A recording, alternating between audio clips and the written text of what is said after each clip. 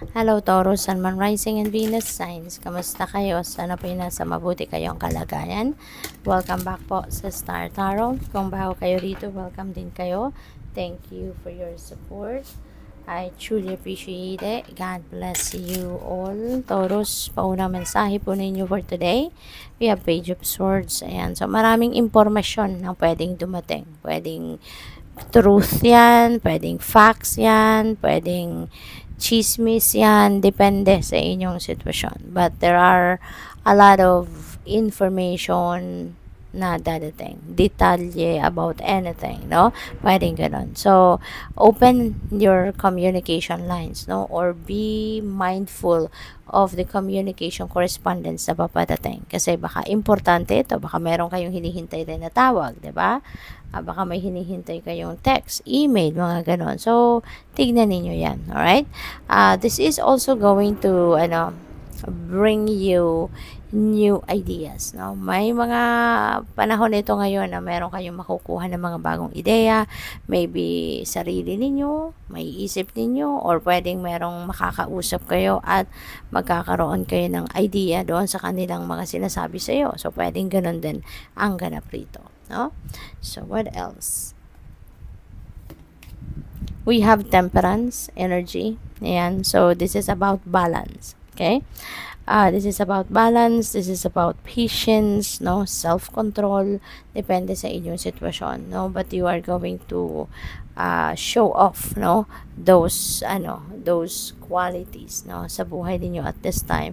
Kasi, maaari din, na siguro meron kayong mga hinihintay, 'di ba? Baka meron kayong hinihintay and maaari makuha mo na 'yan sa ngayon. Kaya your patience is also going to pay off, no? Sa ngayon, parang mapepremyohan na din yung inyong paghihintay. Makukuha mo na kung ano yung inyong inaasahan. What else? We have Death energy. Merong pagbabago, no, na magaganap. Titigil muna kayo ngayon at magninilay-nilay, magmumuni-muni at titignan ninyo ngayon, no, you're going to discern kung ano man yung mga bagay na dapat ninyong baguhin sa buhay. You are going to stop and discern and look, no, kung ano yung mga changes, no, na necessary. Siguro parang i-examine ninyo yung inyong sarili sa ngayon at titignan ninyo kung ano yung mga bagay na hindi naman na nakakapagdulot na magandang vibe sa inyo, hindi na nakakapagdulot na magandang epekto sa buhay ninyo. So maybe you are also going to slowly, pag-iisipan gagawin ninyo na baguhin ang mga sitwasyon ninyo sa ngayon.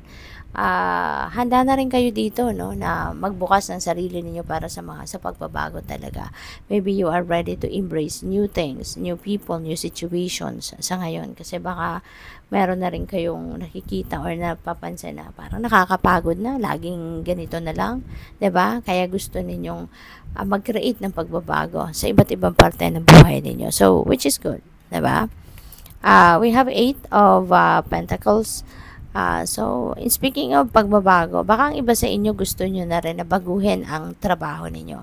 Baka mag-shift na ang iba sa inyo ng career path, or baka mag-a-apply kayo ng bagong trabaho, or baka makukuha kayo ng bagong trabaho. So, pwedeng ganun din dito ang sitwasyon, no? But, for others of you, no, masaya naman, no? Masaya ang iba sa inyo sa inyong trabaho. Maybe you are doing great, no, sa inyong trabaho.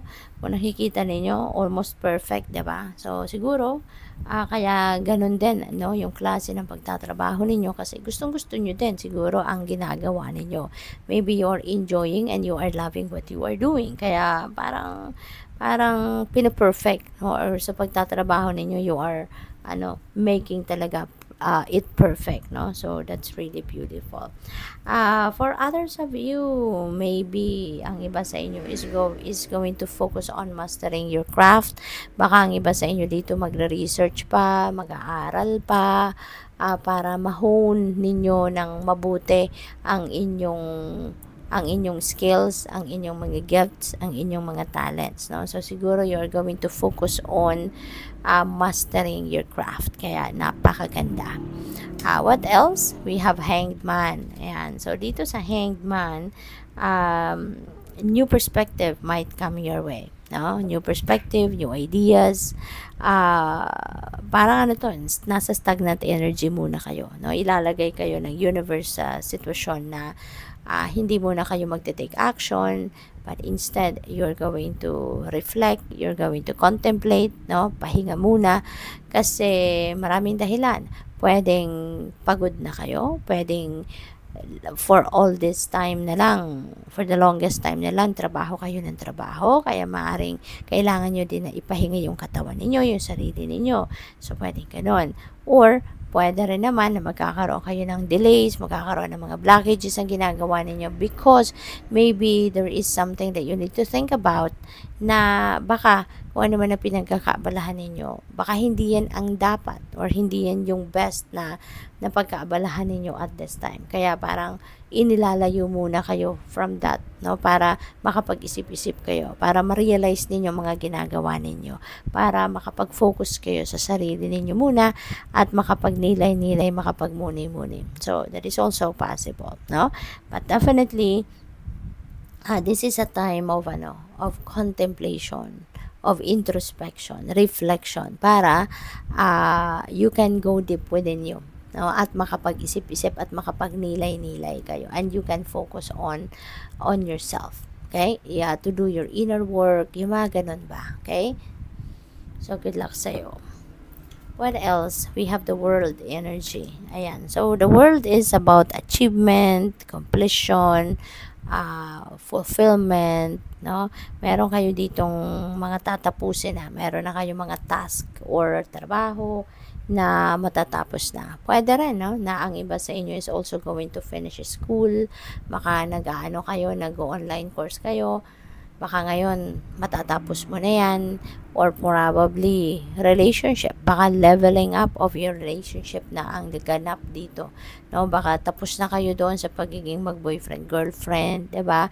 At gusto nyo nang i-level up ang inyong relationship. So, magagawa nyo din yan sa ngayon.